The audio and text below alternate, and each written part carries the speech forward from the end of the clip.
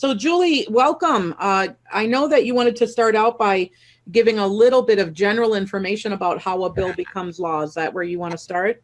Sure. I'll just say a few words about that, and I'll try to be brief on this. Some of you probably are very familiar with it, but I can't assume that everybody understands these things, especially if you are fairly new to this, activism at the legislature. So very quickly, I just want to say that every time there's a bill that is seriously considered always has a companion bill in the Senate with a different number because it's a Senate file number and it's introduced in both bodies. The reason for that is because both the House and the Senate have to pass that law. And in the end, it has to be exactly the same when it goes to the governor. So the process is getting exactly same bill, one bill that goes to the governor. And so there has to be a bill in the House and exactly the same bill in the Senate. Then each body, has hearings or doesn't. But in order to proceed, it has to have hearings. Who schedules those hearings? It's the majority party that is in control of that. So the chairs of every committee is a member of the majority party, and the chairs determine whether a bill is heard in committee, and it has to be heard and move forward in order to proceed. So as they go through different committees, and there are several committees that bills usually have to go through before they go to the House floor or the Senate floor, but because they go through separate hearings frequently, most of the time, actually, there are differences between the House and the Senate version. And when that happens, then they appoint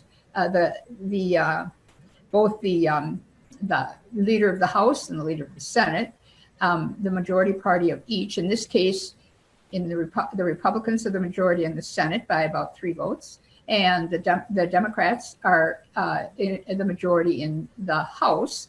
And the 2 of those leaders from each have to appoint people to a conference committee.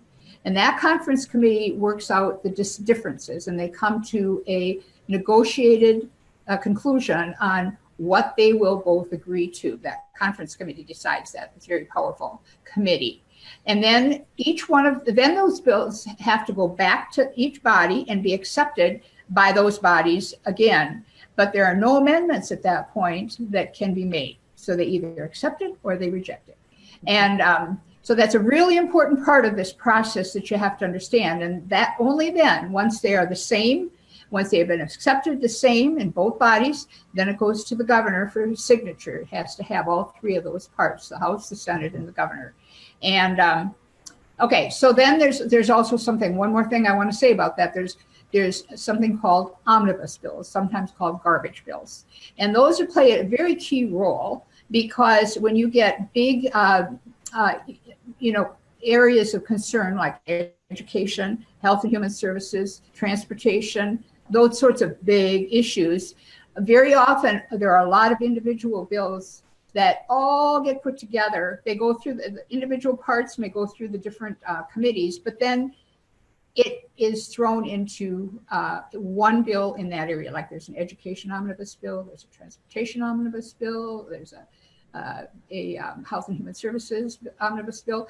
And so you have all these concerns in one, and then when it goes to the floor, there is room for debate and amendments, but whatever it is that they determine, it's just one vote. You either accept the whole shoot and match that has been possibly amended on the House floor, but whatever is that, you can't accept part of it.